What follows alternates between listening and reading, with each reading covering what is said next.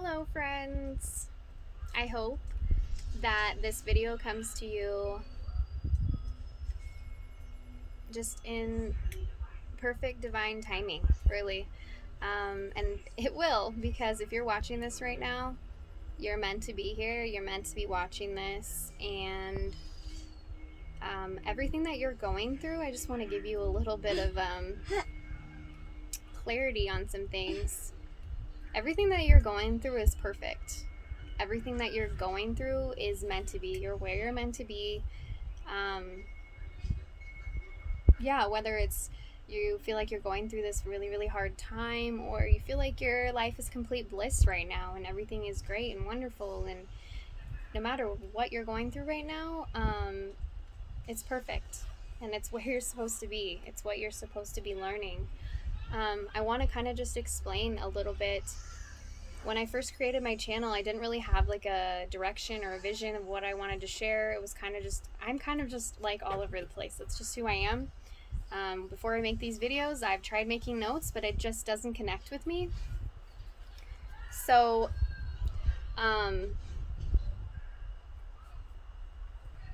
basically, I started talking about awakening in my videos, and like I said, if you're watching this right now, this is for you. So, take or leave what I say, use your own discernment. I follow a lot of spiritual teachers, and they always say, and this is what I respect about so many of them, is like, take it or leave it. This isn't the thing that I feel like is so different about spiritual teaching is you can use your own discernment. That's what you're supposed to do. Spiritual teachings take you back to yourself, to listen to yourself. And that's what I'm basically like encouraging and saying, that what has helped me so much in living this life on earth is recognizing that we have the answers within, and to not go out and try to find answers and love and need all of this stuff from other people and stuff, like to just connect to your inner self. And we have the answers inside of our soul and inside of us, like, and it's so amazing once you really start to connect to that information, and it helps you live like this blissful life. You just feel like you're just floating and everything is, amazing. And obviously it's not always like that. Like, you go through these ups and these downs and these waves, but it's like the ocean. It's like the flow of a river. It hits a rock and it keeps flowing, it's, if that makes any sense. So humanity is going through timeout. I want to go back to the discernment thing. Like I said, with what I say, use your discernment. If I say something that's like you don't connect to and you don't feel it in your soul, you don't feel like it's you don't feel like it resonates with you, then just forget about it. Throw it to the side. That's fine. Not everything I say has to be, truth. But it's what I feel in my soul. It's what I've found on my spiritual journey. So take it or leave it. Okay? So humanity is going through a monumental change right now, and I'm sure you can feel it. I'm sure you can see it. Like I said, you're watching this video, you probably recognize it. So you look around, the world is going through, political things, religious things. Obviously there are health things going on. Like, there's so much going on right now. And then internally, you may be going through some things with relationships with friends, with partners, romantic. You may be going through different changes with your job, your living situation. Everything is changing. Things are changing. And it's scary. Change is scary. It can be very, very hard. Oh, the wind's blowing as I say that.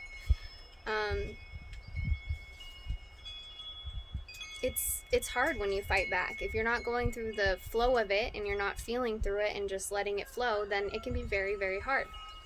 And I'm not perfect at that. Like, that's something I've had to learn, is how to let things flow. And I have moments where I let things flow really easy, and I have other moments where I don't. And how do we get to that point where we just let things flow and everything is, we are in this place of neutrality and we can look at the world and just be in a state, like a place of calm, like these yogis and these like Buddha. And how do we get to that place? That's always been my question. And one thing that they always teach is that it's not about getting somewhere, it's not about going somewhere, it's about being. It's about being being, just being. And something that I found so much about, like, being happy, that's been my goal, is like finding happiness, finding love. That's been my search, like, my whole life. And something that I found was that it's not outside of me. It's not going to be with some other person. It's not going to be out there. It's in here.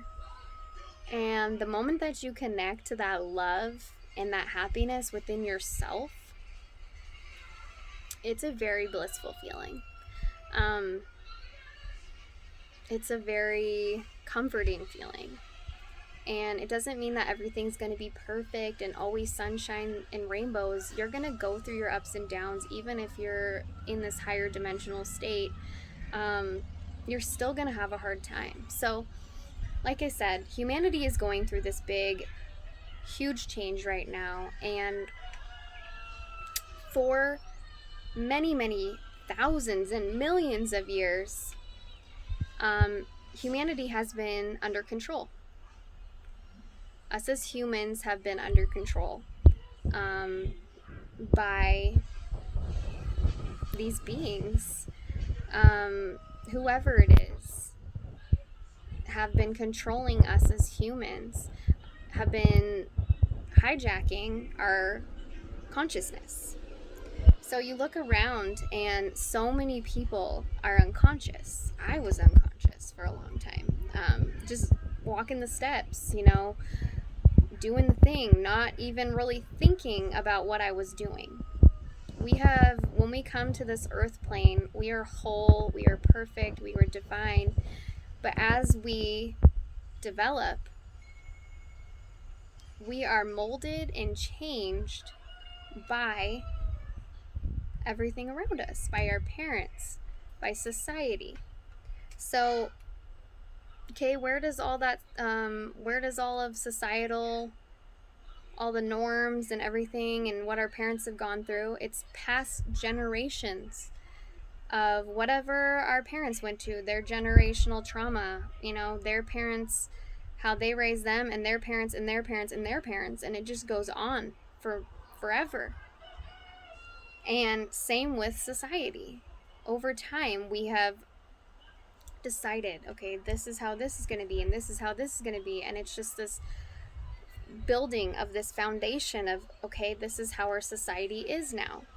And what's happening at this moment is we are questioning it. We are stepping back, we are waking up, we are becoming conscious to what is going on, what we've built our society on, going, okay, I don't really like this and I don't like this. And we're also looking at ourselves and saying, okay, I got this from my family. I don't really like that and I'm going to change it. That is what we're here for. We are here to, not all of us, but some of us, if you're watching this, it's you. We are here to break that generational trauma within society and within our families. Because this earth plane that we live on was never supposed to be about control. What I have discerned and what I have, the knowledge that has come to me, is that these beings, whether you could call them alien, and alien is just a term meaning unknown, unfamiliar. So when you think of alien, it doesn't have to be this gray being or this crazy looking being. It's really not that crazy of a thing to think anymore. Like, the government's coming out now and telling us, they're slowly telling us, yeah, we've known about aliens. And maybe they're not saying directly like they have been in contact with aliens, but they're saying, okay, there's these crafts that have been coming to Earth and we're aware of it. And they're unidentified. But there's still more that we don't, we're not being told. There's still more. And that's what's slowly coming out, and we're finding out, and that this is real. It's a real thing. And years ago, people would have thought that was absolutely crazy. Like, aliens, what? That's insane. See what's happening? Our consciousness is being awoken. We are realizing that we are powerful, and we control this earth plane. Have you ever seen The Matrix? It's real. The Matrix is real. It may not be in a complete direct sense, like, oh yeah, verbatim, like that movie is completely what's going on. No. But in a sense, it's showing you how our existence is. Like, we control it.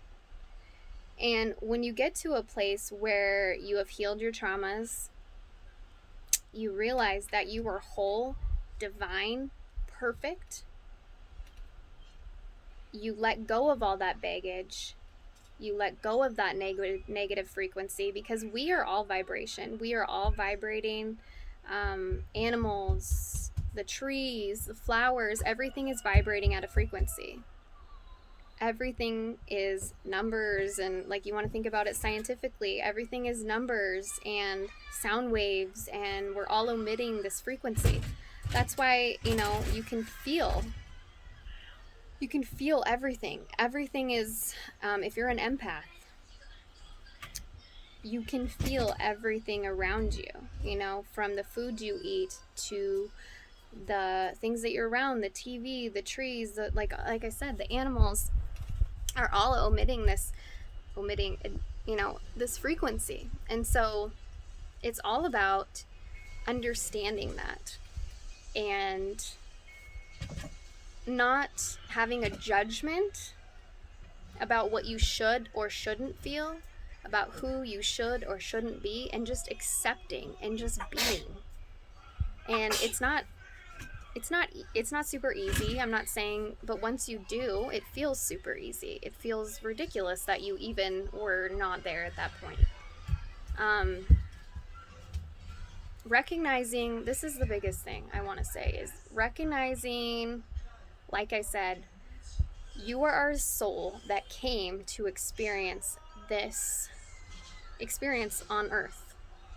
And it's all about whatever you decided before you came here, what you wanted to learn. You forget what you're supposed to learn when you come here, and then you remember. And there's a reason for that, because if you just came here and you just knew what you were supposed to learn, it'd be kind of hard to learn it. It wouldn't, if you go and take a test, Dolores Cannon says this, if you go and took a test and you knew all the answers to the test, it wouldn't be a test, would it? So we decide before we come here that we want to learn something, and we decide everything that we're going to go through. And so all those childhood traumas that you went through, they didn't happen to you, they happened for you, so that you could learn and become this higher being. So you could experience this life where you are capable of having whatever you want and being whatever you want. Now, obviously, that can be kind of within limits. So if you just want, let's say I just want money because I want all this stuff. Well, obviously, there's some trauma in that want. Because why do I need stuff? Because I'm filling a void. What is that void I'm feeling? Maybe it's something that when I was a child, I didn't feel the love from my parents, so I feel like I need stuff to fill that void inside of me. When you try to manifest something that is from a healed place or an unhealed place, you won't manifest it. If you heal yourself from these traumas, that's when manifestation becomes easier. And I'm not saying I'm the guru of manifestation, but I am starting to come into this time where I'm manifesting things, and let me just tell you, it's crazy. When you think something and it happens, it can be good, it can be bad. That's the thing. That's the polarizing part about Earth. Okay? When you have this mindset in your head that you know what? Bad things happen to me. Have you ever had where you wake up in the morning and you're just in a bad mood and it's like bad things just keep happening and you're telling yourself, you're like, oh, this bad thing happened, so now another bad thing's happened, and it does. Or have you ever had a morning where you wake up and everything's perfect and everything's great and you're like, yes, this is a great day and great things keep happening? So try this. If you're having a bad day, be like, oh, one bad thing happened. It's not going to keep happening. You can change your mindset. You can change what you think about things. Your intention and your reaction to things is your physical reality. So if you decide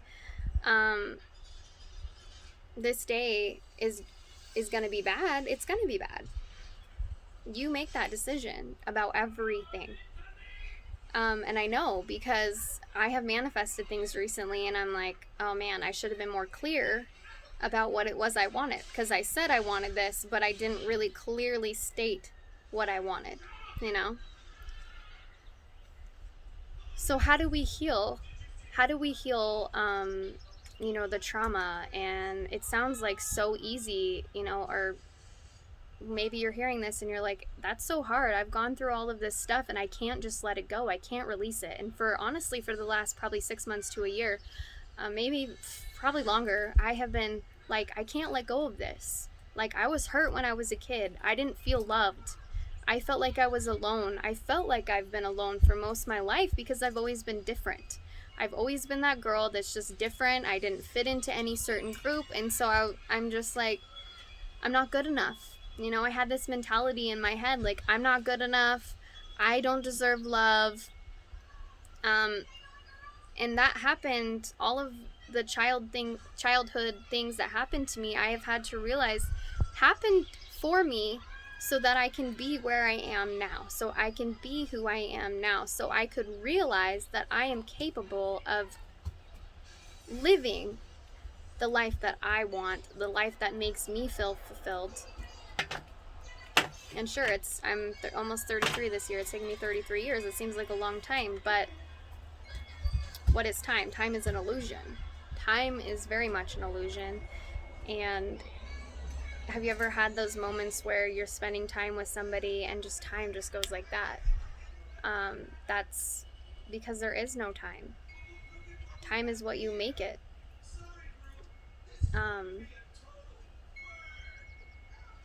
Anyway, how do we heal our traumas? Digging more, deep into that, a lot of people have, pretty much everybody has trauma, really, if you look at it. Yeah, sure, somebody may have had like an easier childhood than someone else, but we all have trauma. We all do. And, when we talk about manifestation and we talk about all that, like, wait, back up. Back to how do we heal? I don't want to jump ahead here. Back to how we heal. So how do we heal? Realizing, like I said, that those traumas that happened to you, they didn't happen to you. They happened for you.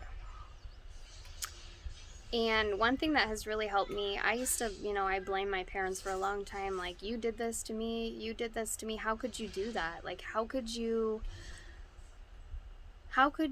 treat me that way? How could you not love me? And the thing is, they do love me. But everybody acts or is the way they are based on how they have experienced life. So how your parents parent is how they were parented as kids. And maybe they slightly try to change it and manipulate it into something else based on, they're like, okay, I don't want a parent like that. But you still become a piece of your parents. You always do. And that's okay. But I think that's why a lot of us are awakening right now, is because we're supposed to realize, like, okay, my parents did this, but I want to do this.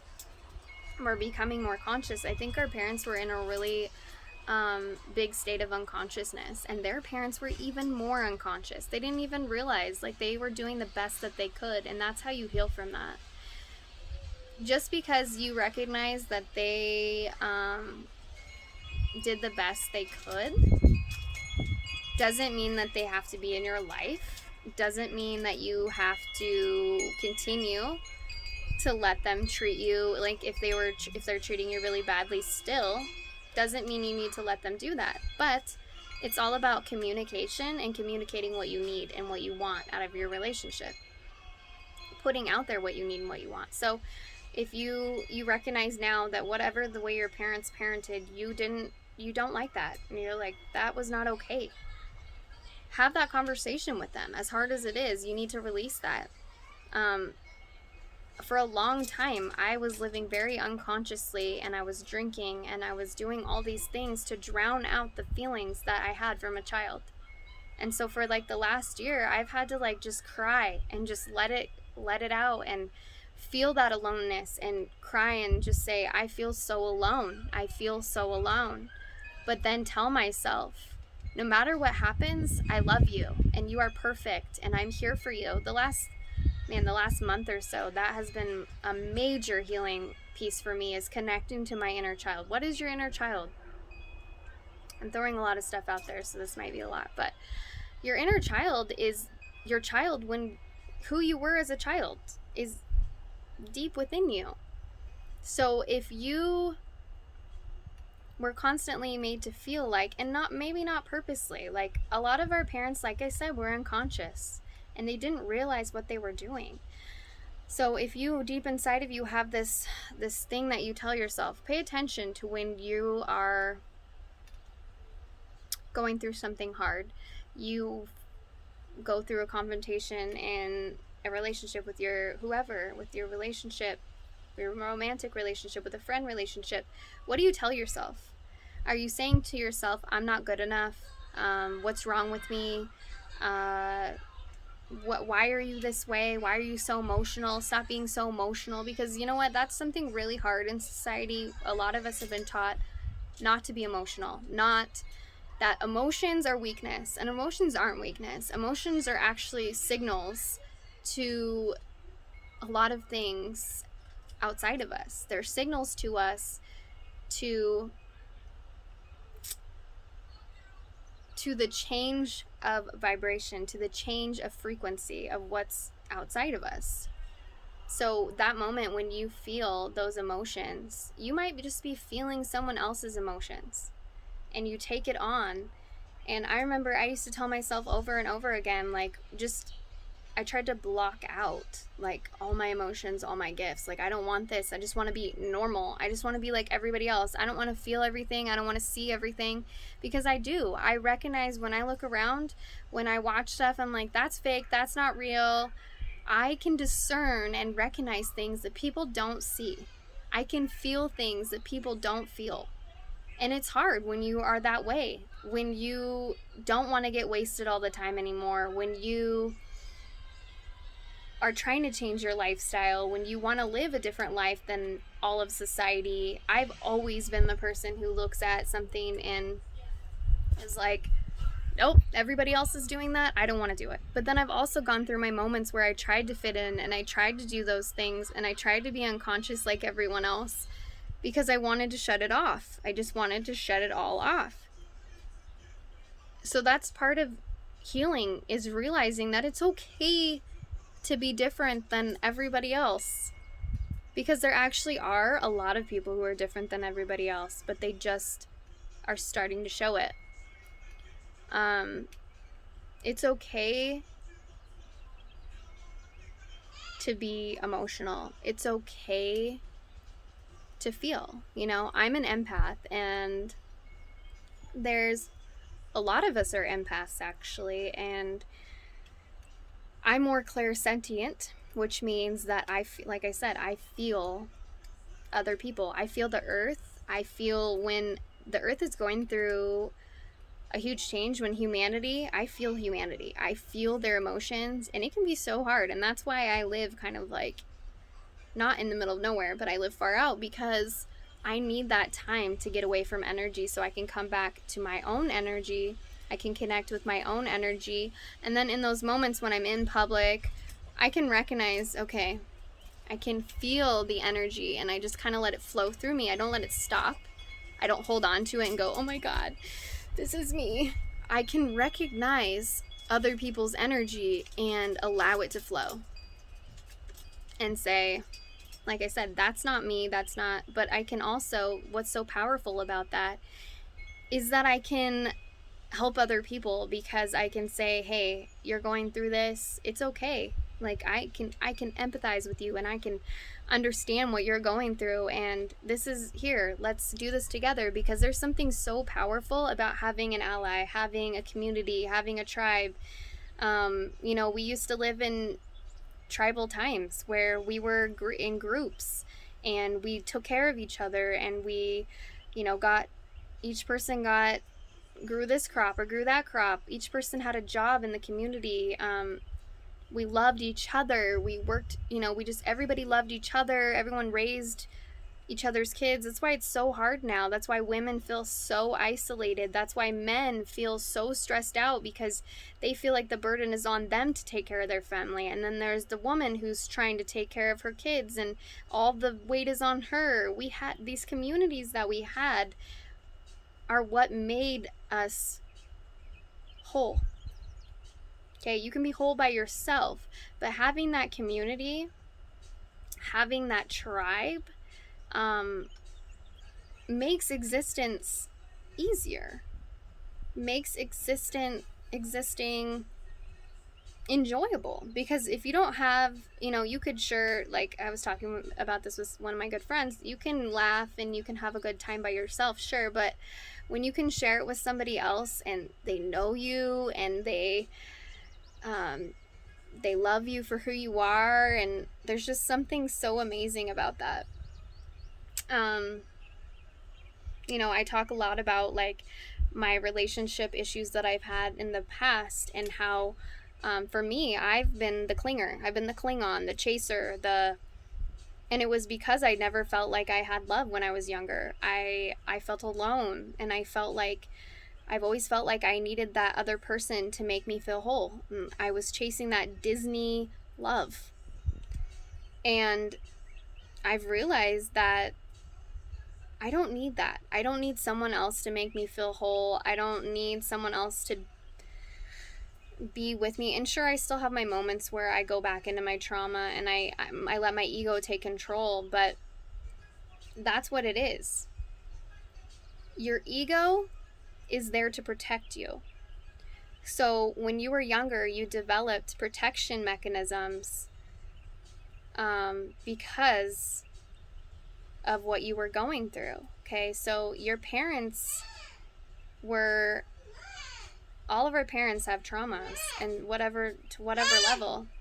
What, baby? All of our parents had certain traumas that affected them, and so they pass that on to us, and it's not their fault. It doesn't mean that they are, to blame. Oh, thank you. But, oh geez, well, I did fold some clothes, and my daughter knocked them on the floor. Anyway, what our parents went through doesn't mean that they are horrible people, and how they raised us and all of that. It doesn't make them horrible people for putting that trauma on us. That's just part of the evolution. But you waking up and realizing that this is what you have gone through, and recognizing it, is what changes it in your generation. What heals it is feeling it and allowing it to be there and feel it, and not try to drown it out, not try to drink alcohol because it hurts and you want to be unconscious and you want to go dark and you don't want. I did that for forever. The moment I would feel this huge amount of energy coming inside me, I would just go get wasted, and then it would be gone. But then it would build up again, and I realized I didn't know how to get rid of it, and it was so overwhelming. And I would go through these bouts of crying and just needing other people to make me feel better, needing things to make me feel better, shopping, food. And food's something I still struggle with. Sugar. I've struggled with sugar forever. It's like a piece when I was younger. My parents divorced, and my grandma was very much there for me, and I was very connected to my grandma. Whenever I went to my grandma's, she always gave us lots of sugar, and we always baked. And you know, for a little while I was mad at her. I was like, why would you do that? Like, as I started to heal, I was like, why would you give a kid like tons of sugar, and why wouldn't you why wouldn't you give them fruits and vegetables and make them eat healthy? And it's like, my grandma went through the depression, and her family had nothing. They had absolutely nothing. They used to put Caro syrup on their pancakes. Disgusting. So that was her way of showing her love. And that kind of gave me an epiphany here a little bit. That was her way of showing me that she loved me, is because she wanted to give me all these things that I didn't have. And my dad did the same thing. And it's because, and that's where my addiction to sugar comes, because it makes me feel love. When it fills me up, and it makes me feel like I'm loved. So there's a need, there's a trauma that's how I deal with my trauma, and that's still a piece I'm dealing with. I think we'll always kind of be dealing with our traumas. I don't think it's ever fully going to go away, but it's all about how we learn how to handle it. Whether you let it flow through you, or you try to block it out with food and drugs and whatever else. But we are all perfect. We are all perfect and divine. We are all source. We're a piece of source. Piece of God, if you want to call it God. Yeah, so I also wanted to talk about, so I kind of mentioned like relationships and stuff, and like in some of my past videos I think I've talked about the evolvement of my relationship. And like I was saying just a minute ago, like I've been the clinger, and I know there's so many people out there who are struggling with that. Like, how do you heal that part of yourself? How do you get past that, like being so clingy and needing that other person to fill you up, to hang on you, to, the relationship I'm in now, and in my past relationships, the main thing that they've said is like, I just feel like I can't do enough for you. Like, nothing is enough. Like, you just keep asking for more. I give you this, and that's not enough, and that's not enough. And there's these expectations of I need to be this person, and I need to do this. And, I've started to tie some of those pieces together. And, when I was younger, I didn't feel enough. And I felt like everything that I did was not enough. So then I turn that around in my relationship, and I'm doing the same thing to my partner. I'm making them feel like they're not enough. Because I'm so scared. I have been so scared that I'm not enough. I'm not good enough. I don't deserve this relationship. I don't deserve to be happy. And instead, then I'm reflecting that onto my partner. I'm mirroring that onto my partner, and then they mirror it back to me, and I'm seeing it. We also attract, in our partners, we attract unhealed parts of ourselves. So, like, I look at my spouse now, and he resembles parts of my parents. And he'll do things. And for a long time, I wondered, okay, so I attracted him because these are unhealed parts of me. Okay, so what do I do now? Like, I know that I attracted him because of that. How am I going to change that? How am I going to fix that? And what I've realized is that as you change your energy, the other person changes too. And it's not really about changing, because when you go into a relationship, you don't want to change the other person. I have been stuck on that for a long time. You want the other person to be, you see this potential of who they could be, and you want them to change, and you realize that that's not how it works.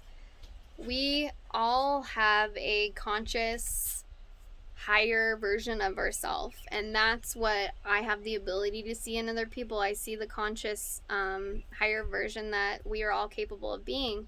I've always been really good at seeing it for other people. I was never good at seeing it for myself. So I had to really step back and get kind of selfish in a way and realize and see the higher version of myself and who I want to be. And I'm still work in progress. I still have work to do, but ultimately, being the best version of yourself is letting go of all that baggage, letting go of the thought that you need someone else, you need all these other things. You need yourself, and finding your passion in life, what makes you whole, what makes you feel good, doing those things, recognizing that in this moment, the things that you're learning, the things that you're going through is perfect and divine, and it's meant to happen. You're meant to be where you are. Stop questioning if this is how things are supposed to be, if you're being punished. You're not being punished. That's not the way that Earth works. It works in positives and negatives. It works in polarity, feminine and masculine. So if you put out into the universe this negativity, that's what you're going to receive back. If you put out this positivity of my life is where I want it to be, that's what you'll attract anyway. So I hope some of that made sense on that part. As far as manifestation, what I'm starting to learn about manifestation is you can't do any of this work, this healing of trauma, this manifestation. You can't do any of it if you don't have your basic needs met. So like my fiance has said to me, okay, what about like these third world countries where they don't even have water, they don't have food? Like, oh, they can just manifest this perfect life. Like, why are they there? And first of all, this is what I believe, take it or leave it. This is what's come to me, what, we like I said, you've probably heard of channeling. To me, that's kind of like a hard word for me to, I don't like the word channel. I feel like I'm a satellite. I feel like literally I'm a satellite and I just get this information that comes to me. And that's why I share it, because I feel like it's my responsibility to share this information with people. I feel like I use the word feel a lot because I feel things and I am a satellite and this information just comes to me. So I feel like these third world countries, whatever existence, they are there because that's what they wanted to learn. That's where they're supposed to be.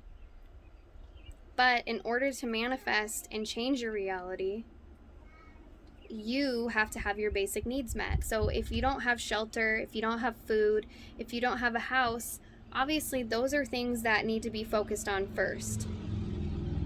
But if you are living in a negative mindset of like, I can't have those things, or I'm not good enough to have those things, and it's also a societal thing. Like, if you're in America right now, chances are this is like the Hunger Games and we're the capital. We have it so fucking good here for the most part that we don't even realize it. My fiance was in the military and he's told me some crazy things about like other countries and how they have it and how women are treated, and we also need to realize how like amazing we have it here in the US and in these countries where our needs are met, and it's important that we do something about that. So like when I was talking about manifesting money, manifest money to help the rest of the world, manifest money to grow gardens, to do good things in the world, not manifest money to have a yacht. Sure, yacht's cool, whatever, I mean, or to have a bunch of cars, or I feel like that's not what manifesting is about. There has to be like a purpose, like a purpose to help humanity, a purpose. I don't know, obviously there's people who have these things, but you notice how they have these things and they're still not happy. They're still not happy with what they have. Where's the other controller chart? So, like I said, in order to manifest, you have to have your basic needs met, and you have to heal your trauma. And when you get to the point where you like those things are happening, that's where heaven on earth is a real thing. And like I said, I'm not, like, I don't know everything about manifestation and all that, but this is a new chapter that I'm starting to explore, and I'm having happen in my life. Manifestation is starting to happen in my life. I'm thinking things and they are happening. And at first it was like, okay, that's just a coincidence. And then they actually started happening. So anyway, this video is 40 minutes now. This has been a really long video. I know I get to like ranting. That's just the way that I spread information. I just kind of go all over the place. If this is helpful to you, please share this video. I think it's so important that this information is spread to everyone, because we want to live heaven on earth, and we want to wake up the planet so that we can live this enjoyable existence. I think that would be so amazing, and we're getting there. We are getting there, and this is in a very exciting time, regardless of where you are on your journey. Like I said, it is perfect. It's divine. You're where you're supposed to be. Enjoy the ride. Enjoy the flow. That's it. So I hope that you have a beautiful day, and I love you all.